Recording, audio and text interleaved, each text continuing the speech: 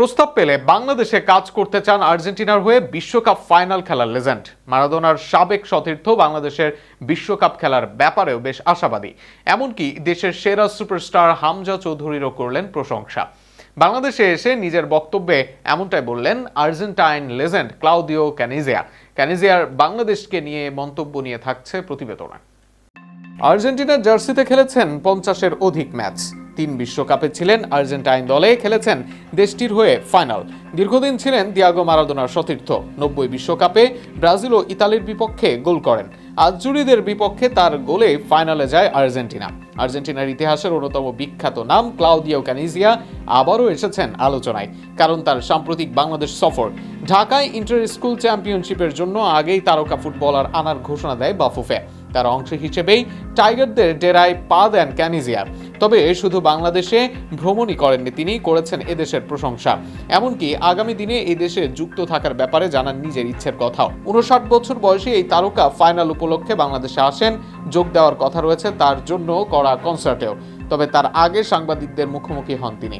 স্বাভাবিকভাবেই জিজ্ঞাসা করা হয় এই দেশের ফুটবল নিয়ে কাজ করার ইচ্ছে আছে কিনা। এর জবাবে ইতিবাচক থাকেন ক্যানিজিয়া। আগামী দিনে বাংলাদেশের সঙ্গে যুক্ত থাকার পক্ষে দেন মত। যদি বাংলাদেশ প্রস্তাব দেয় তবে অবশ্যই তিনি কাজ করতে মুখিয়ে। এ ব্যাপারে আর্জেন্টিনার হয়ে 16 গোল করা ক্যানিজিয়া বলেন, বাংলাদেশের ফুটবলে কাজ করার এখনো প্রস্তাব পাইনি। সুযোগ পেলে অবশ্যই কাজ করব বাংলাদেশ ফুটবলে, তবে প্রস্তাব আসতে হবে। নিজে থেকে তো আমি কোনো প্রস্তাব দিতে পারি না। শুধু তাই নয়, রোমা ও রিভার প্লেটের সাবেক এই তারকা কথা বলেন বাংলাদেশের ফুটবলের ভবিষ্যৎ ও বর্তমান নিয়ে।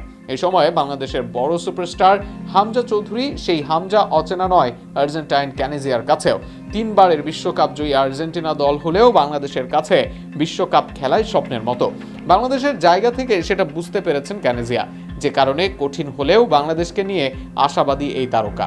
আগামী দিনে বিশ্বকাপে বাংলাদেশকে দেখা যাবে বলে মত তার।